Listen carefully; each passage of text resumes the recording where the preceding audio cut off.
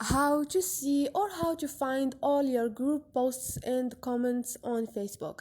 Hi guys, in this video I will show you how to see all your group posts and comments on Facebook.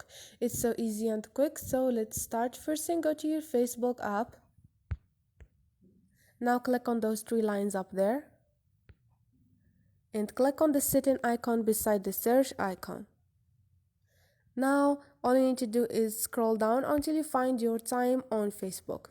Now click on see your time and click on see activity log. Now all you need to do is scroll over this list and you're gonna find group posts.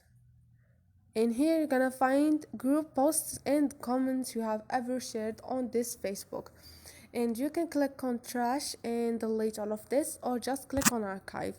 So this is it guys, hope this video was helpful to you. If you like the video, don't forget to subscribe and like.